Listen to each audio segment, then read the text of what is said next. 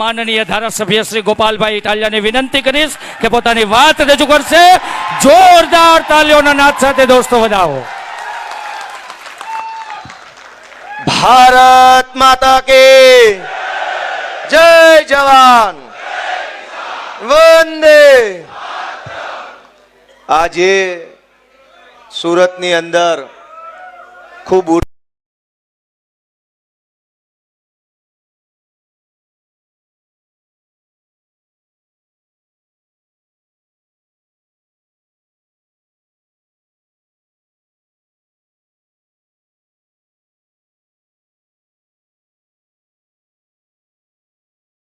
સાંભળી રહેલા સૌ આમ આદમી પાર્ટીના સમર્થકો, સૌને મારા પ્રણામ, સૌને મારા રામ રામ, સૌનો આભાર વ્યક્ત કરું છું.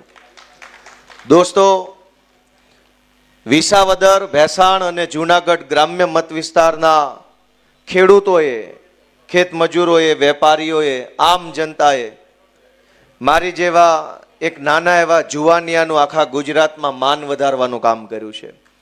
મારી જેવા નાના માણસને, અમારી આમ આદમી જેવી નાની પાર્ટીને, અમારી નાની એવી ટીમને આશીર્વાદ આપી અને માત્ર વિસાવદરમાં નહીં, ગુજરાતમાં નહીં, આખા દેશની અંદર ચમકવાનો, આગળ વધવાનો એક મોકો આપ્યો છે, અવસર આપ્યો છે. એ બદલ હું વિસાવદરના સૌ મતદારોનો હૃદયપૂર્વક આભાર વ્યક્ત કરું છું.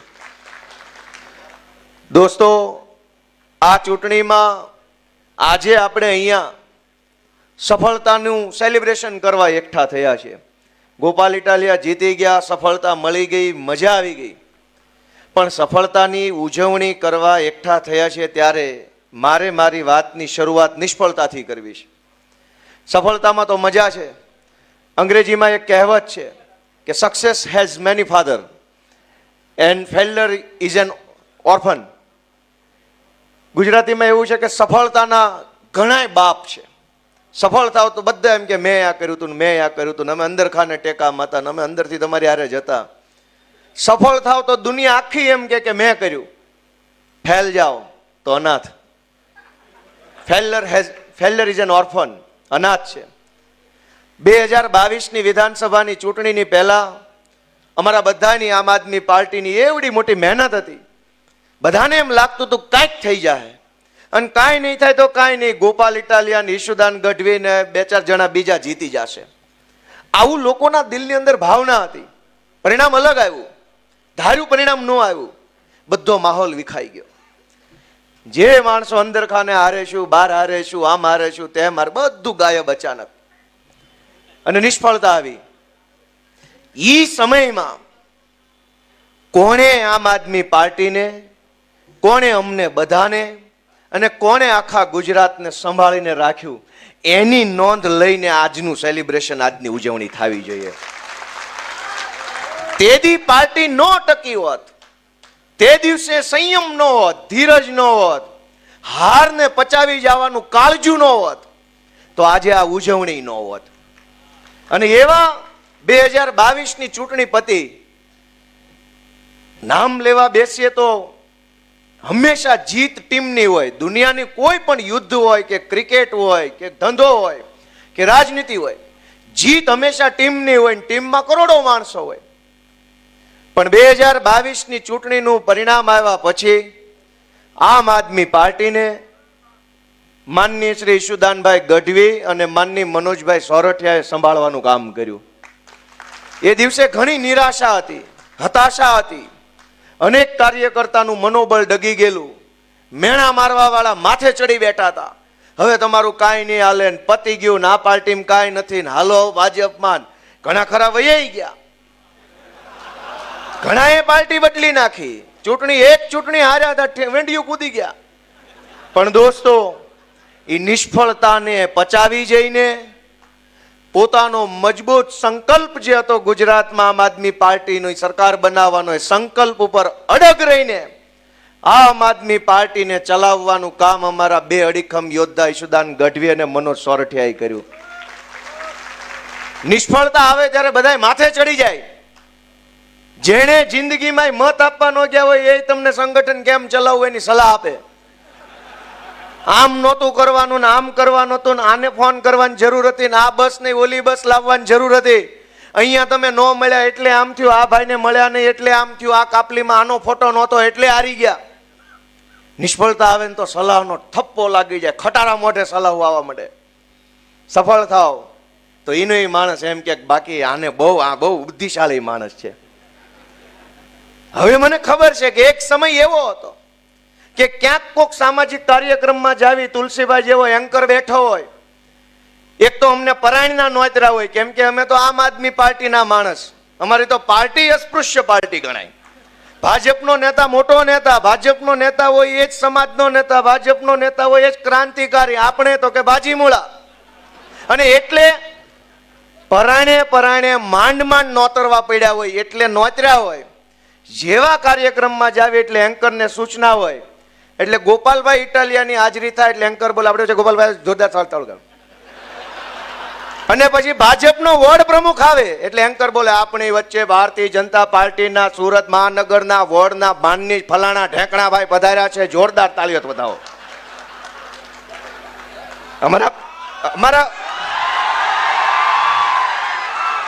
અમારા મનોજભાઈ, અમારા પાયલબેન ઈ જાય, આપણે પાયલબેન બધા જોરદાર. આ ધંધો કરેલો છે, અમે એ જોયો છે. એનું દુઃખ નથી લગાડ્યું ક્યારેય કે ભગવાન સમય મુજબ હાલવાનું છે. આપણો સમય નથી, આપણો સમય નથી તો એન્કરે આમ બોલશે, અને સમય બદલાય તો ડાયરામાં ગોપાલભાઈના નામ હાલવા માંડ્યા. પણ એ સમય ક્યારે બદલાય? એ સમય ઘરે બેઠા બેઠા નહીં બદલાય. એ સમય માત્ર મહેનતથી નહીં બદલાય. એ સમય સંયમ સાથે કામ કરવાથી, ધીરજ સાથે કામ કરવાની મક્કમ મનોબળ રાખીને એક એક ડગલું આગળ ભરો તો સમય બદલાય. અને આજ સમય બદલાણો છે. જે લોકો કાલ 19 તારીખે સવારના 11 વાગ્યા સુધી ગાળું દેતા હતા, એને 12 વાગ્યાથી દેકારો ચાલુ કર્યો કે અમને તો ખબર જ હતી આ કઈક કરે એમ છે. 11 વાગ્યા સુધી એને એમ હતું કે ભાજપ નહીં જીતવા દે, નહીં ફાવવા દે. 11:30 એને ખબર પડી ગઈ કે આ તો ચાણક્ય છે. દોસ્તો, આ સમય છે, આ સમય છે.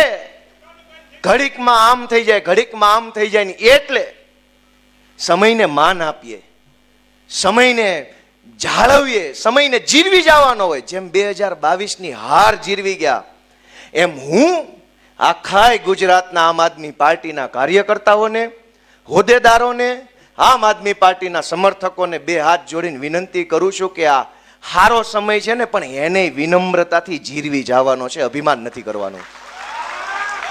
મારી બધા આમ આદમી પાર્ટીના સમર્થકો, કાર્યકર્તાને વિનંતી છે કે આપણા ઝાડ ઉપર ફળ આવ્યા છે, હવે આપણે નમવાનું છે, હવે આપણે ઝૂકી જવાનું છે, હવે ટાઈટ રહેવાનો ટાઈમ નથી. ઈશ્વરે વિસાવદર ભેસાણની જનતાએ ને ગુજરાતે આપણને આશીર્વાદ આપ્યા. હવે આપણે વિનમ્ર બનવાનો સમય આવ્યો છે, હવે આપણે સંયમથી વર્તવાનો સમય છે, કેમ કે આપણી ઉપર ફળ આવ્યું, આપણું ઝાડ લચીલું બન્યું છે. આપણે ઝૂકીને વાત કરવાની છે, નમીને કામ કરવાનું છે, વિનંતીથી આગળ વધવાનું છે. ભાજપના કાર્યકર્તા કે ભાજપના નેતા જેવો અહંકાર આપણામાં આવવો ન જોઈએ. એ અત્યારથી આપણે સમયમાંથી શીખીને જવાનું છે, કેમ કે સમયની થપાટ લાગી ગઈ છે. આપણે એ જ શીખીને અહીંથી જવાનું છે કે હવે પછી આમ આદમી પાર્ટીના કાર્યકર્તાએ ખૂબ જનસેવા કરવાની છે. માત્ર ગોપાલ ઇટાલિયા ધારાસભ્ય બન્યો હોત તો ગોપાલ એકલો નાચતો હોત, ગોપાલ ઇટાલિયા એકલો ધારાસભ્ય બન્યો હોત તો 4-5 જણા આગળ બેઠા એ નાચતા હોત. ગુજરાત આખાના હજારો લોકો ધારાસભ્ય બન્યા ને એટલે બધાય નાચે છે. આ ચૂંટણીમાં ગોપાલ નથી જીત્યો, જનતા પોતે જીતી છે, અને એટલે જ તો જનતા ઉત્સવ મનાવે છે.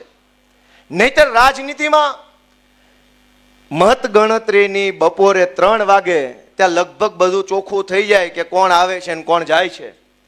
સાંજે 7 વાગ્યા સુધી નાચવા ગાવાનું બધું પતી જાય ને બીજે દિવસે સવારે 10 વાગ્યાથી રાબેતા મુજબ બધું હોય. બીજા દિવસથી ઉજવણી લગભગ કોઈ ચૂંટણી ન હોય. આ ગુજરાતના ઇતિહાસની મેં મારી જિંદગીમાં જોયેલી પહેલી ચૂંટણી છે કે 1 અઠવાડિયું થવા આવ્યું તો કોટો ઉતરતો નથી. આખું ગુજરાત હિલોળે ચડ્યું.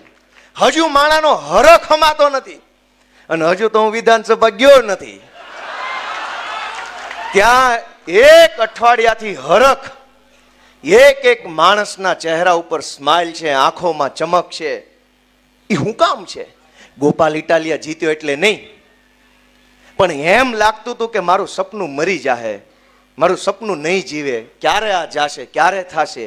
હજારો માણસ અંદરથી હરેરી ગયા હતા. હજારો માણસને એક એક પ્રકારનો આમ થડકો લાગી ગયેલો કે હવે નહીં થાય કાંઈ. માણસ કંટાળીને ઘરે બેસી ગયેલો. અને એમાં વિસાવદર વાળાએ આમ આદમી પાર્ટીના ખોડે એક કોડિયું પ્રગટાવ્યું ને એક જ્યોત જળગીને એ વાતનો રાજીપો બધાના ચહેરા પર છે. અને હજી તો એક કોડિયું હળગાયું, એક નાનો ટમટમિયો દીવો વિસાવદર વાળાએ કર્યો. પણ એ દીવાનું અજવાળું ગુજરાતના ખૂણે ખૂણે સુધી પહોંચ્યું છે દોસ્તો. કેટલાય વર્ષોથી આપણે વાટ જોતા હતા કે ક્યારે થશે, કેમ થશે, કોણ કરશે. ગુજરાતની જનતાએ ઘણા અખતરા કર્યા પણ ફેલ ગયા અને હરેરી ગયા હતા. ખાલી ભાજપથી નહોતા થાક્યા, સામે જેમાં જેમાં અખતરા કરતા ને એનામાંય થાક્યા હતા. ભાજપને તો ગુજરાત હરાવવા માંગતું હતું. અનેક એવા નેતાઓ આવ્યા, આમ તાકાતથી આમ કરીને ઉભા રહ્યા. ગામને એમ થયું કે આ હશે. જેવો દાવ લગાવ્યો તો ઘોડો પાણીમાં. કેટલાય એવા પાણીમાં બેહી ગયા જે ગુજરાતની જનતાને આંબા આંબલી બતાવતા હતા, ક્રાંતિ કરી નાખું, ભગતસિંહ નો ચેલો છું ને છેલી છું ને એવું કરતા. કયા ગોડાઉનમાં ભાજપે પૂર્યા કોઈને ખબર નથી. લોકો ભાજપથી તો થાક્યા હતા, આવા ગદ્દારોથી પણ થાકી ગયા હતા. બે બાજુનો થાક હતો અને આ થાક ઉતર્યો ને એની ખુશી આખા ગુજરાતમાં છે કે હવે થાક ઉતર્યો. ગોપાલ ઇટાલિયા તૂટશે નહીં, પણ ગોપાલ ઇટાલિયા ભાજપનો ઘમંડ તોડશે, એ વાતની ખુશી આખા ગુજરાતને છે દોસ્તો. કે દિવસના ચાળે ચડ્યા હતા, ઉપાડો લીધો તો સી આર પાટીલે.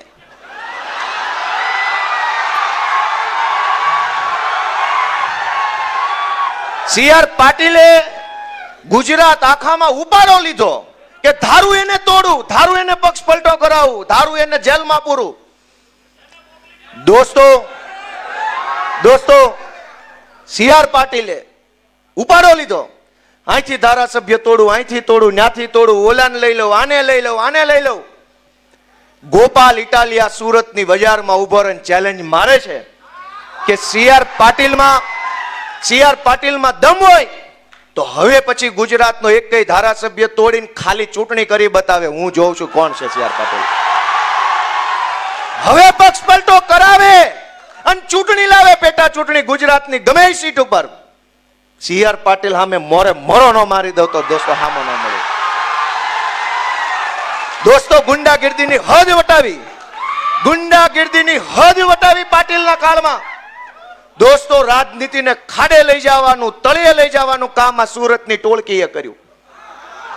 દોસ્તો મને એ વાતનું એટલું બધું દુઃખ છે, એટલું બધું દુઃખ છે એ વાતનું કે આમ ન હોય. આ ગુજરાત સરદાર પટેલ, મહાત્મા ગાંધી જેવા પુરુષોનું ગુજરાત છે, જેણે આખી દુનિયાને દિશા બતાવી.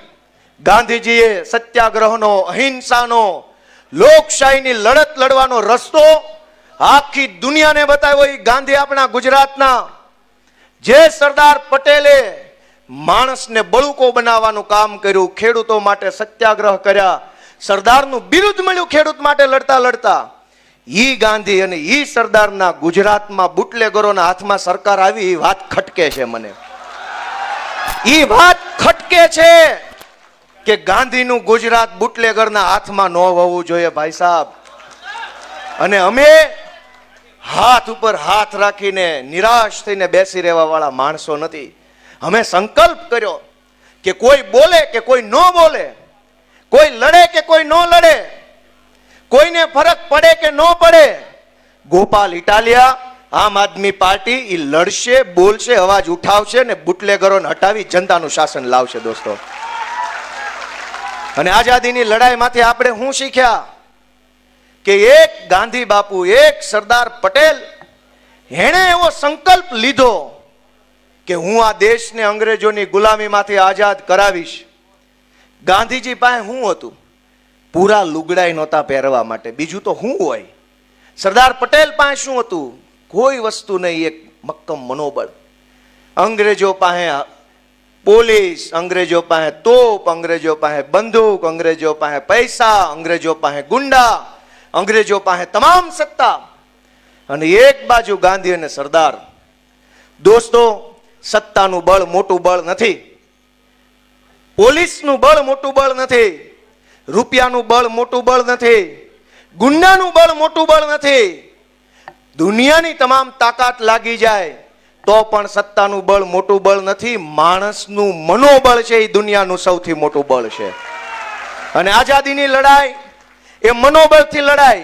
એક તરફ સત્તાનું બળ, એક તરફ મનોબળ. ઇતિહાસ આપણી નજર સામે છે. કોણ જીત્યું? સત્તાનું બળ જીત્યું કે મનોબળ? અને આ વિસાવદરની ચૂંટણીમાં પણ એક તરફ સત્તાનું બળ, ભાજપની આખી સરકાર, ભાજપના મંત્રી, ભાજપના ધારાસભ્યો, ભાજપના ચેરમેનો, ભાજપના બુટલેગરો, ભાજપના જમીન માફિયાઓ, ભાજપના ગુંડાઓ, ભાજપના બળાત્કારીઓ, બધા જ વિસાવદરમાં એક તરફ આખી સત્તાનું બળ, એક તરફ આમ જનતાનું મનોબળ. અને દોસ્તો, ભીષણ યુદ્ધ થયું અને મનોબળ જીત્યું. એ વાતની ખુશી આખા ગુજરાતમાં છે. સમય સમય પર ઇતિહાસ સાક્ષી પૂરે છે કે દુનિયા ગમે એટલી બદલાઈ જાય, સંકલ્પના, મનોબળના સંકલ્પનું જ હંમેશા વિજય થાય છે. સત્યનો હંમેશા વિજય થાય છે. દોસ્તો, આ જીતની ખુશી અઠવાડિયા સુધી ટકી હું કામ? કેમ કે જે પીડા આપણે જીરવી હોય અને અસંખ્ય પીડા જીરવા પછી કાંઈક પરિણામ સારું આવે ને, એ જેટલો વખત પીડા જીરવી હોય ને એટલો વખત એ ખુશી આપણા ચહેરા પર ટકતી હોય છે. 10 વર્ષ સુધી દીકરાને ભણાવવામાં મહેનત કરો અને 10 વર્ષ પછી આઈએએસ બને તો ખુશી 10 વર્ષ સુધી જ આવતી હોય. દોસ્તો, ગુજરાતે 30 વર્ષ સુધી ભાજપની પીડાને સહન કરી છે. તમે વિચાર કરો, આ સુરતમાં ખાડીપુર આવ્યું અને ખાડીપુર પહેલી વાર નથી આવ્યું. એક તરફ એવી વાતો આવે છે કે દુનિયા ચંદ્ર ઉપર પહોંચી ગઈ, મંગળ ઉપર સંશોધન હાલે છે, યાન મોકલ્યું, એસ્ટ્રોનોટ્સ જાય છે, બધા અવકાશ શાસ્ત્રીઓ. આપણા ગુજરાતની દીકરી સુનિતા વિલિયમ્સ બીજા ગ્રહ ઉપર જઈને આવે છે.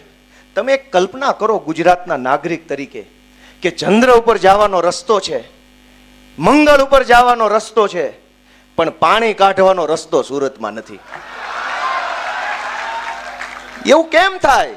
એવું કેમ થાય કે ચંદ્ર સુધી જઈ શકાય પણ હાય ભરાણેલું પાણી છે, ખાડીનું પાણી તાપી સુધી કેમ નથી લઈ જઈ શકાતું? શાસકો નિર્બળ છે, શાસકો કાયર માણસો છે, લાયકાત ન હોય એવા માણસો સત્તામાં બેઠા છે. અને કોને બેહાડ્યા છે? વિચાર કરો કે કોને બેહાડ્યા એને. આપણું મન એમ કે ને મેં બેહાડ્યા, તો આપણે આપણો આત્મા જગાડવાની જરૂર છે. દોસ્તો, 30 વર્ષ થઈ ગયા, ક્યારે જાગશે આપણો આત્મા?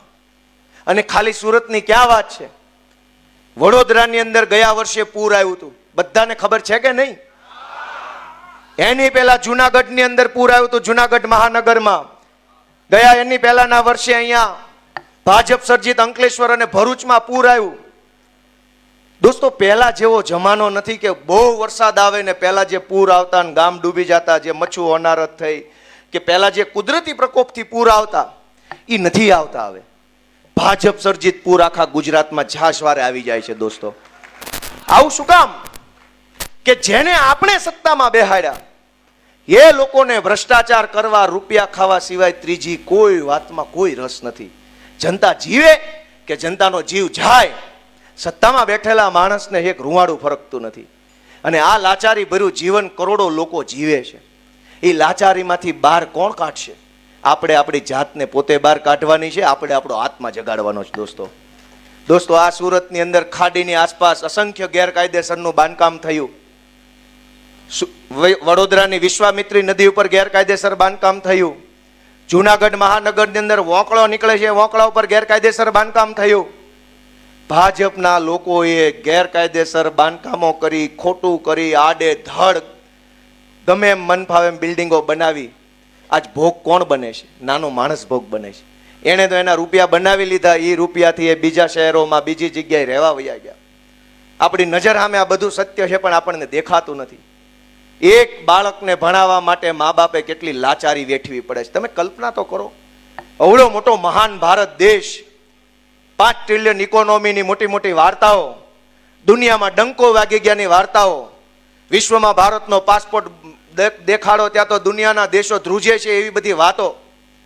અને હકીકત એ છે કે સુરત જેવા શહેરમાં એક દીકરો ભણાવવા માટે થઈને મા બાપે કેટલી લાચારી કરવી પડે છે. આપણને એ વાતનો અંદરથી ખટકો લાગવો જોઈએ, અંદરથી આઘાત લાગવો જોઈએ કે અવડો મોટો વિશાળ ભારત દેશ, 140 કરોડની આબાદી, અબજો રૂપિયાનું બજેટ, અને અવડો દેશ એક આપણા દીકરાને ભણાવી નહીં કે આરટીઈના એડમિશનો કર્યા હોય, એની અંદર પ્રાઇવેટ સ્કૂલો દાદાગીરી કરે, વાલીઓને ધમકાવે, સરકારી તંત્રનો દુરુપયોગ થાય, તારી ઉપર ફરિયાદ કરાવી દઉં, ખોટો દાખલો કઢાવ્યો છે, ખોટું એડમિશન છે. પોતાના દીકરા કે દીકરીને સારું ભણતર અપાવવા માટે મા બાપે લોહી પરસેવાની કમાણીથી લીધેલો ફ્લેટ છુપાવવો પડે, અને પોતે જાણે ચોરી કરીને ફ્લેટ લીધો હોય એવી અંદર ફરક પડે કે ખબર પડી જાય તો ખબર પડી જાય. એ ફ્લેટ ચોરીનો નથી, પરસેવાના પૈસે ફ્લેટ લીધો છે, પણ દીકરો ભણાવવા માટે થઈને ફ્લેટ ન બતાવે, અને એ વાતની ધમકી સરકારી તંત્ર મારે તમારે તો ફ્લેટ છે. ફ્લેટ ક્યાં ભાજપ વાળાએ આપ્યો? એ તો અમે પરસેવો પાડીને લીધો છે. તમે અમારો છોકરો તો ભણાવો. મેં વાત સાચી કરી કે ખોટી કરી? મહેનત મજૂરીથી લીધેલી વસ્તુને છુપાવવી પડે, જાણે કે આપણે ચોરી કરતા હોય. એ કેટલો દિલ ઉપર બોજ કેવડો લાગતો છે, કલ્પના કરો. અને તમારી કલ્પનામાં કંઈક વાત આવે ને તો આત્મા જગાડો. ગુજરાતના લોકો એવી ગોપાલ ઇટાલીઓ વિનંતી કરે છે કે આત્મા જગાડો. અનેક એવી ઘટના બને છે જેમાં ખૂન થઈ જાય. અહીં સુરતની અંદર દેવી પૂજકના દીકરાનું ખૂન થઈ ગયું. અલગ અલગ સમાજના અનેક વ્યક્તિઓના ખૂન થઈ જાય છે. નાની એવી વાતમાં બુટલેગરો મારી નાખે, ડ્રગ્સ માફિયાઓ મારી નાખે. ખૂન થઈ ગયા પછી એક દીકરાનું ખૂન થયું હોય તો એની માએ એમ કેવું પડે આ ગુજરાતમાં કે એફઆઈઆર નહીં લખો ત્યાં સુધી હું લાશ નહીં લઉં.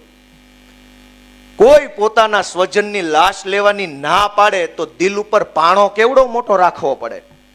આપણે ત્યાં પ્રથા તો ઈ છે કે માણા ગુજરી જાય ને પછી સ્વજનો બથ ભરી જાય ને મૂકે ને એમ કે ન લઈ જાઓ, ન લઈ જાઓ, ન લઈ જાઓ. શું કામ? ખબર છે આનામાં જીવ નથી, તોય એમ કે રહેવા દો, રહેવા દો. અને એના બદલે માએ, દીકરાએ, પત્નીએ એમ કેવું પડે કે મારા પતિની લાશ નહીં લઉં જ્યાં સુધી એફઆઈઆર નહીં થાય. તો એ કહેવા માટે કાળજું કેટલું કડક કરવું પડતું હશે. સરકારને શરમ નથી. ભાજપમાં બેઠેલા તમામ માણસો મોદી મોદી કરીને ગમે એવી દાદાગીરી કરી લેશે, પણ એને એટલી વાતની શરમ નથી કે ઓલી માં છે. આ સુરતમાં શૈલેષભાઈનો મૃતદેહ આવ્યો અને આપણી બેને ઓલા પાટીલને મોઢો મોઢ કહી દીધું કે તમારી વાહે ટોળા બંધ સિક્યોરિટી અને મારા ધણી માટે કાંઈ નહીં. એ બેને પાટીલને સંઘવીને મોઢા મોઢ કહી દીધું કે તમારી વાહે ટોળા બંધ સિક્યોરિટી, મારા ધણીનો જીવ જીવ નથી. એ વાત સાંભળ્યા પછી જો ભાજપના નેતાઓના શરીરની અંદર માણસનો આત્મા હોત ને તો એને સુધારો કર્યો હોત, પણ એનામાં માણસાઈ મરી ગઈ છે ને એટલે એને એ બેનને દબાવી ધમકાવી નવો વિડીયો બનાવડાવ્યો. એનામાં એટલી શરમ નહોતી કે લાશ ઉપર ઉભા રહીને એક બેન બોલે છે ને તો એ શબ્દો મોઢેથી નહીં આત્મામાંથી નીકળતા છે. એ વાત પાટીલને સમજાણી નહીં. પતિની લાશ પડી હોય ને જે બેન બોલે એ મોઢેથી બોલે કે આત્માથી બોલે? આત્માથી બોલાયેલી વાત પાટીલ અને સંઘવી જેવાના કાન સુધી પોગી નહીં દોસ્તો. શું કામ? એનો આત્મા મરી ગયો છે દોસ્તો. પણ એનો ભલે મર્યો, આપણો આત્મા ક્યાં છે? ગુજરાતનો આત્મા ક્યાં છે? કરોડો લોકોનો આત્મા ક્યાં છે? આમ જનતાનો આત્મા ક્યાં છે? કેમ ચૂંટણીઓમાં ભાજપનું બટન દબાઈ જાય છે? આપણો આત્મા, આપણો હાથ ધ્રુજતો કેમ નથી ભાજપનું બટન દબાવતા? એ વિચારવાનું આપણે છે દોસ્તો. બૂથમાં જઈને આમ હાથ લાંબો કરીએ તો હરણીની બોટ દુર્ઘટનાની અંદર ઓલા નાના નાના છોકરા જે ગુજરી ગયા ને એની ચીસ આપણા કાનમાં સંભળાવી જોઈએ, કાન ફાડી નાખે એવી ચીસ સંભળાવી જોઈએ, પણ નથી સંભળાતી. મત આપવા જઈએ, બૂથમાં પહોંચીએ, મશીન સામું જોઈએ તો આ તક્ષશિલામાં સળગતા સળગતા જે નીચે પડતા હતા ને છોકરા દેખાવા જોઈએ, આંખમાંથી લોહી નો આંસુ આવવું જોઈએ ને ભાજપનું બટન ન દબાવવું જોઈએ દોસ્તો. પણ એવું નથી થતું, એવું નથી થતું. ખબર નહીં શું છે, આત્મા નથી જાગતો. 40 વર્ષ થઈ ગયા, પરિવારો બરબાદ થઈ ગયા, ગુજરાતને કેટલું પાછળ ધકેલી દીધું. ડ્રગ્સનો વેપાર, દારૂ, ગુંડા. આપણો આત્મા કેમ નથી જાગતો?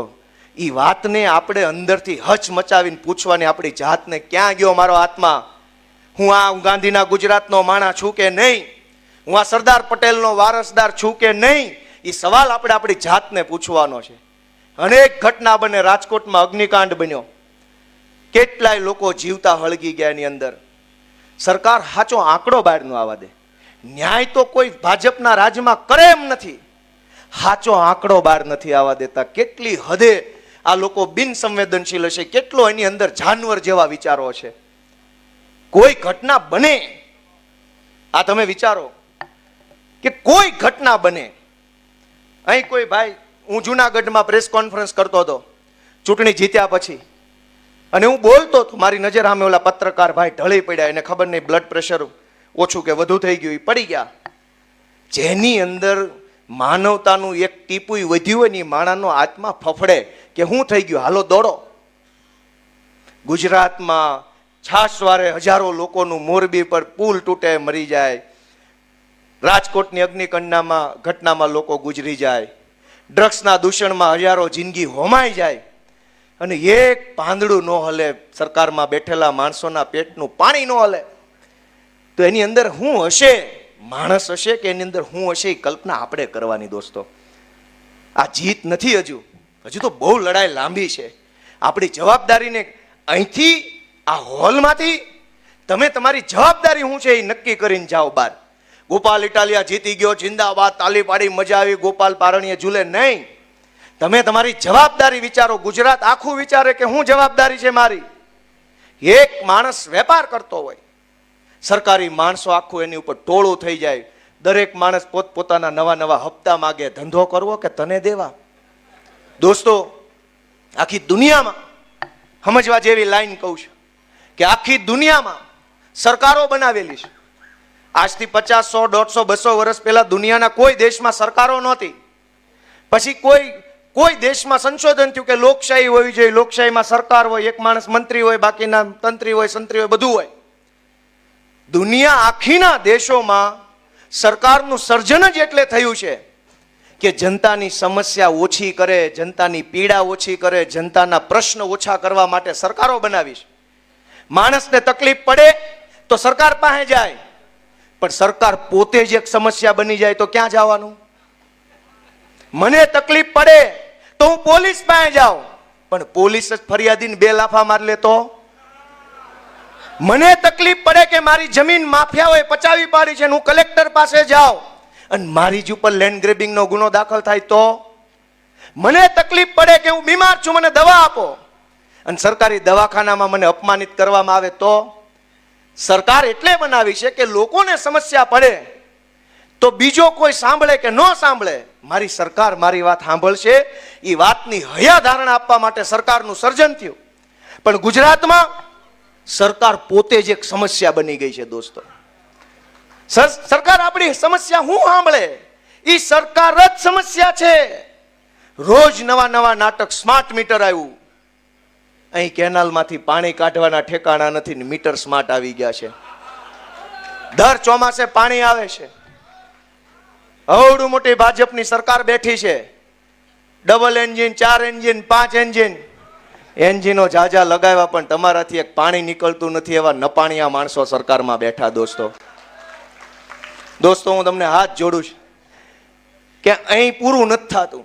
ગોપાલ ઇટાલિયા જીતી ગયો એ કોઈ ઘટના જ નથી.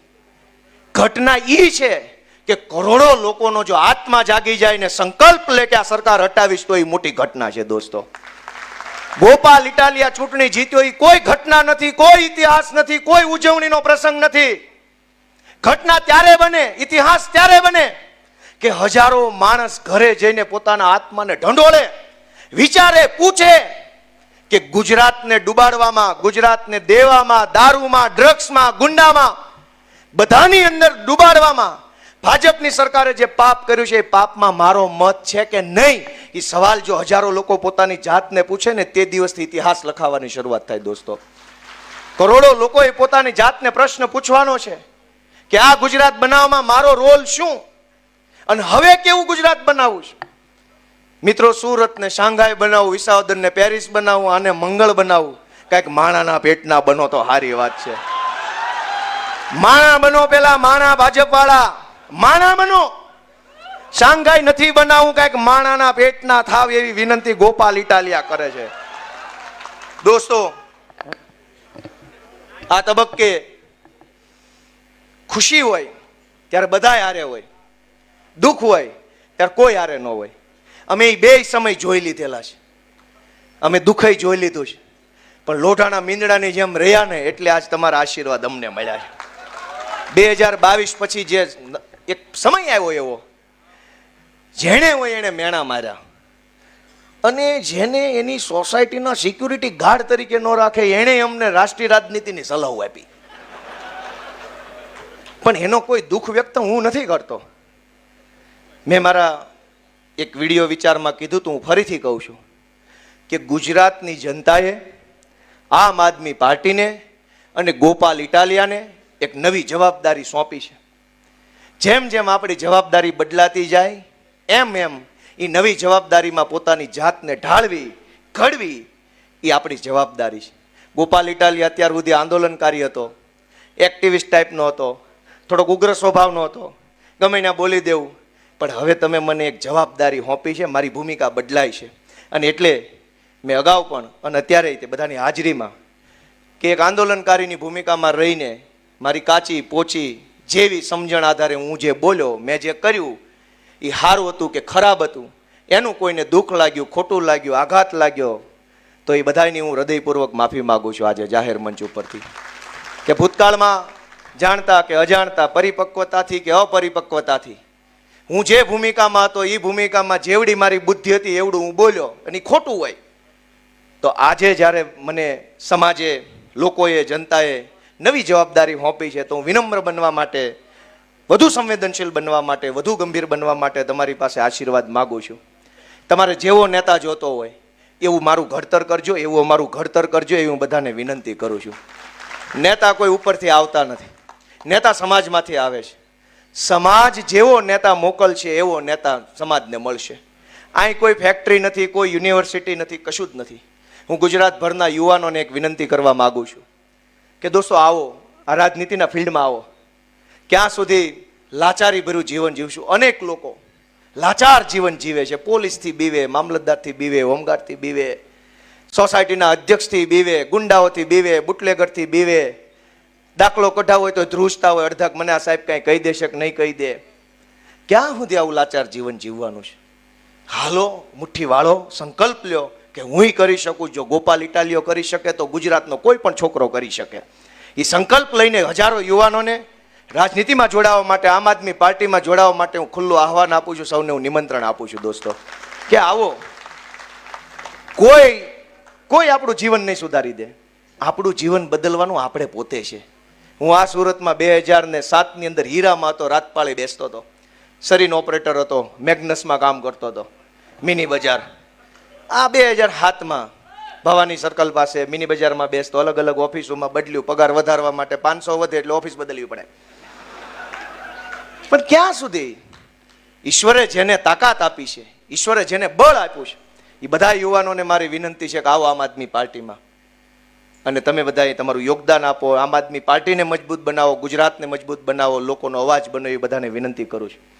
મિત્રો, આ ચૂંટણીની અંદર નોંધ લેવા જેવા ઘણા બધા વડીલો છે. કોનું નામ લેવું ને કોનું બાકી રાખવું? કેમ કે અનેક લોકોએ પોતાની ક્ષમતા કરતાં વધુ કામ કર્યું છે. મારી તાકાત 10 કિલો વજન ઉચકવાની હોય અને હું 110 કિલો વજન ઉચકી લઉં એવું કામ આ મંચ ઉપર બેઠેલા બધા વડીલોએ કર્યું છે. બધા માટે એકવાર જોરદાર તાળી પાડો. એક એક માણસનું નામ લઉં તો 2 મહિના લાગે એવું યોગદાન બધાએ આપ્યું છે. પણ 10 વર્ષનો સંઘર્ષ છે દોસ્તો, અને આ સંઘર્ષનો પાયો નાખનાર અમારા સૌના આદરણીય વડીલ માનની કિશોર કાકા દેસાઈને હું આ તબક્કે યાદ કરું દોસ્તો. કેમ કે પાયો એણે નાખ્યો આમ આદમી પાર્ટીનો ગુજરાતમાં. અમે તો બધા ક્યાં હતા એ વખતે? 2012માં 13માં જ્યારે આમ આદમી પાર્ટી બની ત્યારે ગુજરાતમાં પહેલો ઝંડો ઝાલનાર માણસ કિશોર કાકા દેસાઈ હતા. આ સુરતની અંદર અમારા લક્ષ્મણ કાકા, કિરીટભાઈ પાનસુરિયા આપણી વચ્ચે હાજર નથી, એવા અનેક યોદ્ધાઓ. એ નહીં કણસાગરા અટક ભૂલ થઈ ગઈ, કિરીટભાઈ કણસાગરા. અનેક લોકોએ આ પાર્ટીના પાયામાં પોતાનો પરસેવો રેડ્યો છે અને ત્યારે અવડું મોટું વૃક્ષ બન્યું છે. જેણે આ પાર્ટીના પાયામાં પરસેવો રેડ્યો છે, સમય આપ્યો છે, યોગદાન આપ્યું છે, બધાને ગોપાલ ઇટાલિયા નતમસ્તક વંદન કરે છે. દોસ્તો, અમારા રાકેશભાઈ હિરપરાએ, હું તો ઉમેદવાર હતો એટલે હું તો ભાષણ કરું ને ગાડીમાં બેસી જાઉં, બીજે જ્યાં ગાડી ઊભી રહીને ઉતરીને ભાષણ કરું ને ગાડીમાં બેસી જાઉં. મારું એટલું જ કામ હતું, મગજ તો કાંઈ દોડાવવાનું નહોતો. કેમ કે હું મગજ દોડાવું તો ચૂંટણી ઊભી રહી જાય. મગજ દોડાવવાનું ટોટલ એટ ટુ ઝેડ કામ અમારા પ્રદેશના આગેવાન મહામંત્રી, મુખ્ય પ્રવક્તા અને સ્ટ્રેટેજી કરનાર રાકેશભાઈ હિરપરાએ કર્યું છે દોસ્તો. અને ધર્મેશભાઈ ભંડેરીએ એવું કીધું કે વિસાવદરની ચૂંટણીમાં એના વાળ ઉતરી ગયા. નકરા વાળ નહીં, વજન ઉતરી ગયું છે. એ બોલતા હતા ને ત્યારે વાહેથી મેં પેન્ટ જોયું, ઢીલું પડે છે. પણ નિષ્ઠા કેવી! રાકેશભાઈ હિરપરા, રજનીભાઈ વાઘાણી, તુલસીભાઈ લાલૈયાના તો વખાણ કરું તો એનો એક આખો મહિનો લાગે એમ છે. એવું સારું કામ વડાલમાં એણે કર્યું. વડાલની મતગણતરી સૌથી પહેલા હતી. પહેલો રાઉન્ડ જ વડાલ જિલ્લા પંચાયત, અને પહેલા રાઉન્ડમાં 945 ની લીડ આવીને જે ભાજપ વાળા વંડિયું ઠેક્યા, ધુમાડા કાઢતા ગયા હો. કેમ કે એને એમ હતું કે પહેલા રાઉન્ડમાં 4000 ની લીડ આવશે, અને તુલસીભાઈ લાલૈયા પાસે વડાલ જિલ્લા પંચાયતની જવાબદારી પહેલા રાઉન્ડમાં 945, અને વાડીએ હુતળી બોમ્બ હળગાવો ભડાકો થાય રોજડા ભાગે ને ભાગ્યા. વાહ તુલસીભાઈ, ભૂકા કાઢી નાખ્યા. એમ કોના વખાણ કરું, કોનું નામ ન લઉં? મારા માટે અસમંજસ પરિસ્થિતિ છે, કોના વખાણ કરું? અમારી બધી બહેનોએ જે રંગ રાખ્યો છે, એકલા હાથે ત્યાં ફરતા હતા ગુંડાઓ સામે બાંધ્યા છે જે બહેનોને એકવાર જોરદાર તાળીઓ વધાવો. અમારા રચનાબેન, પાયલબેન, કુંદનબેન, આ બધા બહેનોએ તો ત્યાં સૂલો ચાલુ કરી દીધેલો. એ ખબર છે કોઈને? ન્યા જમવાનું હાથે બનાવતા હતા, હાથે વાસણ ધોઈ અને પાછા કામે વળગી જતા હતા. હિન્દીની અંદર એક બહુ સરસ મજાની કહેવત છે, એને હું ગુજરાતીમાં કહું કે ઈ મહિલા કે કેટલી મહાન હશે જે રોટલી બનાવીને રોટલી માટે કામે જાય છે. બહેનોનું જીવન કેવું છે કે રોટલી વણીને કામે જાય રોટલી માટે. અમારી આ બહેનો રોટલી વણીને ખાઈને પાછા કામે લાગી જતા. એનો કયા શબ્દોમાં આભાર માનવો? એના આભાર માનવા માટે શબ્દો હોય નહીં. પંકજભાઈ ધામેલિયા એ અમારી કતારગામની ચૂંટણી વખતથી એટલી મહેનત કરે, મેણા ટોણા સાંભળે, ટીકા ટિપ્પણી સાંભળે, સરકારી માણસો ટીકા કરે, પોલીસ વાળા ધક્કે ચડાવે. આ ચૂંટણીમાં મારી આખી ચૂંટણીમાં કાગળિયા, ખર્ચનો લીગલ હિસાબ જે આવતો હોય એ બધું કામ પંકજભાઈ સંભાળ્યું. જ્યારે જાહેરાત થઈ ગોપાલભાઈ જીતે છે 15 મિનિટ રોયો મને પકડી, કેમ કે એ 10 વર્ષથી ઉપાધિમાં હતો. અમારા ડીજે સ્વામી ક્યાં ગયા? કતારગામ છે. જેના નામ લઈએ, મથુરભાઈ બલદાણિયા ક્યાં ગયા છે ને? હા, દિનેશભાઈ, અમારે પ્રવીણભાઈ સરદારાને પોલીસે પકડીને રાતે બેહારી દીધા. ત્યારે ઓલા એડવોકેટ ક્યાં ગયા? પાંચાણી સાહેબ. એ બધાએ રંગ રાખ્યો, લાજ રાખી. કોના નામ લેવા, કોના બાકી રાખવા? પણ ભગવાન અમને બધાને બહુ બળ આપે, શક્તિ આપે. કેમ કે મને એમ લાગે છે કે અમારું સર્જન અહીં સુધી પોગવા માટે નથી, હજુ આઘું જવા માટે થયેલું છે. અને વિસાવદરમાંથી માત્ર ખડકી ખુલી છે. ડેલો ખોલવાની મહેનત આપણે બધાય ભેગા મળીને કરવાની છે. વિધાનસભાનો ડેલો ખુલે અને વિધાનસભાની અંદર આમ જનતા, નાનો માણસ, ગરીબ માણસનો અવાજ પહોંચે એવો સંઘર્ષ આપણે બધાય કરવાનો છે. હું ફરી એક વખત, જેણે મત આપ્યા, જેણે મત ન આપ્યા, જેણે સમર્થનમાં પોસ્ટ કરી, જેણે વિરોધમાં કરી, એ બધાય મારા ગુજરાતી માવતરનો હું 2 હાથ જોડીને આભાર માનું છું. જેણે દીધું, જેણે ન દીધું, બધાને એક જ વિનંતી છે કે હું તમારો દીકરો છું, તમારો ભાઈ છું, હું નાનો છું. આ ચૂંટણીમાં આશીર્વાદ આપવાનું ચૂકી ગયા હો તો આવતી ચૂંટણીમાં આપજો, પણ મારા પ્રત્યે ખીજ ન રાખતા. હું નાનો છું, હું ભોળો છું, મારાથી ભૂલ થઈ હોય તો મને માફ કરજો, પણ મારાથી નારાજ ન થતા. હું ગુજરાતનો દીકરો છું, ગુજરાત માટે કંઈક સારું કરવા માટે આવ્યો છું. મને હવના આશીર્વાદ મળે એવી પ્રાર્થના 1000 હાથવાળાને કરી મારી વાત પૂરી કરું છું. સૌનો ખૂબ ખૂબ આભાર. ભારત માતા કી